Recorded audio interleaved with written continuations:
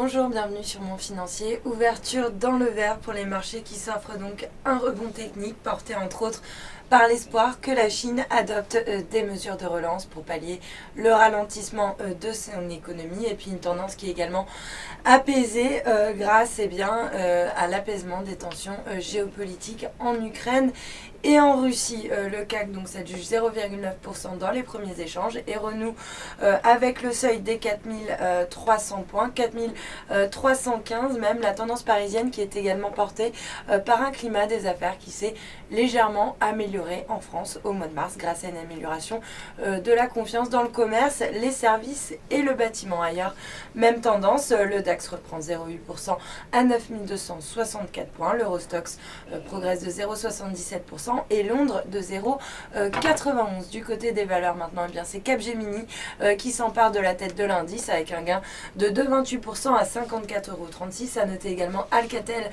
Lucent qui se distingue parmi les plus fortes hausses après avoir subi des prises de bénéfices appuyé la veille. Le titre prend donc 1,85% à 2,75 €. Et puis à noter également L'Oréal qui poursuit son rebond et qui grimpe de 1,8% à 117,20 € alors que le conseil d'administration valide le rachat de 8% du capital à Nestlé. À noter également Accor relevé à surpondéré par JP Morgan qui cède pourtant 0,24% à 37,10 €. Ça fait d'ailleurs partie des rares valeurs qui s'inscrivent en baisse ce matin. Notez sur le SBF 120 que Solocal bondit de 4,3% à 1,93 € après avoir recueilli l'accord des 2/3 des prêteurs, ce qui va lui permettre de finaliser son refinancement bancaire et surtout de lancer une augmentation de capital. À l'inverse, Corian qui vient de finaliser donc son rapprochement